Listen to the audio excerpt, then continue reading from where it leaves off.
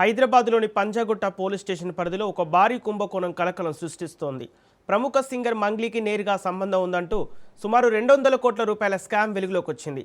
ఈ కేసులో బాధితుల తరపున పోరాడతామన్న హైకోర్టు న్యాయవాది సుబ్బారావును గుర్తు తెలియని వ్యక్తులు ప్రాణాలతో తీస్తామంటూ బెదిరింపులకు పాల్పడటం ఇప్పుడు పెను సంచలనంగా మారింది.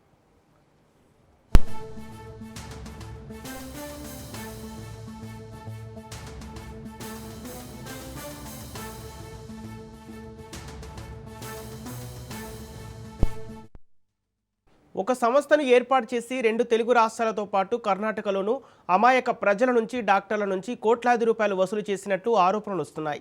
ఈ స్కామ్ సొమ్ముతో సదరు వ్యక్తులు సొంత ఆస్తులు కొనుగోలు చేశారని, దీనిపై ఇప్పటికే పలు పోలీస్ స్టేషన్లలో ఎఫ్ఐఆర్లు కూడా నమోదయ్యాయని న్యాయవాది సుబ్బారావు వెల్లడించారు. ఈ వ్యవహారంలో డైరెక్టర్ వేణు ఉడుగుల, అడ్వకేట్ నాగేశ్వరరావు కేవలం మధ్యవర్తిత్వం మాత్రమే వహించారని ఆయన స్పష్టం చేశారు.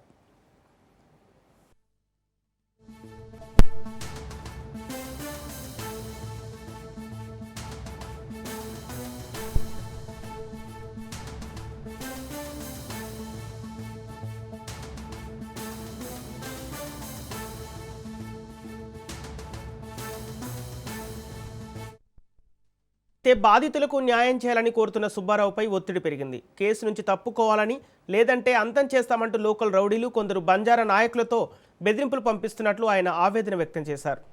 ఏకంగా కేంద్ర మంత్రి, స్థానిక ఎమ్మెల్యేల పేర్లు చెప్పి తనను భయభ్రాంతులకు గురి చేస్తున్నారని ఆయన పంజాగుట్ట పోలీసులకు ఫిర్యాదు చేశారు. తన ఫిర్యాదు మేరకు పోలీసులు కేసు నమోదు చేశారని, ప్రాణాలకు తెగించి అయినా బాధితులకు న్యాయం జరిగే వరకు చట్టపరంగా పోరాడతారని సుబ్బారావు స్పష్టం చేశారు.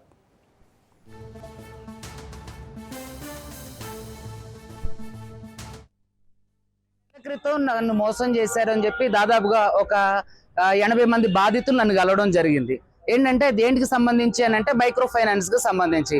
ఈ మైక్రో ఫైనాన్స్ కి సంబంధించిన ఇష్యూ ఏంటి అని నేను లోతుగా తెలుసుకుంటే దాంట్లో సింగర్ మంగ్లీ వాళ్ళ తమ్ముడు శివ చౌహాన్ దీంట్లో ప్రధానంగా ఉన్నారని అంటే మా ఇన్వెస్టిగేషన్ లో తెలిసినప్పుడు అసలు వివరణ కోరదాం, అసలు ఏంటి దీని వెర్షన్ ఏంటి, ఇక్కడ ఏం చెప్తుంది, ఇందులో ఉన్నారా లేదని చెప్పి ఒక తెలిసిన మ్యూజిక్ డైరెక్టర్ గారి ద్వారా సింగర్ మంగ్లీని అప్రోచ్ అవ్వడం జరిగింది. మాట్లాడి అసలు ఏం జరిగింది, ఇట్లా చెప్పే బాధితుల దాంట్లో మీ పేరు కూడా వస్తుంది, మీరు కూడా ఇన్వాల్వ్మెంట్ ఉందని చెప్పి చెప్తున్నారు అన్నప్పుడు నాతో మాట్లాడినప్పుడు కొంచెం యారగెంట్ గా మాట్లాడింది. మీకెందుకు సమాధానం చెప్పాలి, మీకు చెప్పాల్సిన అవసరం నాకు లేదు అని చెప్పేసి మాట్లాడుతూనే ప్రధాన నిందితుడు ఇందులో ఎవరైతే రమావత్ మధు ఉన్నాడో దాదాపుగా 150 నుంచి 200 కోట్ల స్కామ్ ఇది.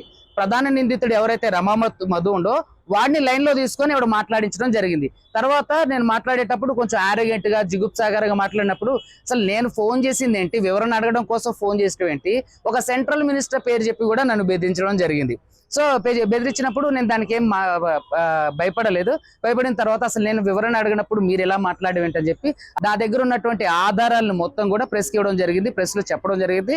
తర్వాత ఈ సింగర్ మంగ్లీ, తర్వాత రమావత్ మధు, పాల్దియ భరత్ చౌహాన్, పాల్దియ శైలజ చౌహాన్, తర్వాత సింగర్ మంగ్లీ తమ్ముడు ఎవరైతే ఉన్నాడో శివ, అతని మీద కూడా కేసు ఫైల్ చేయడం జరిగింది కోర్టులో.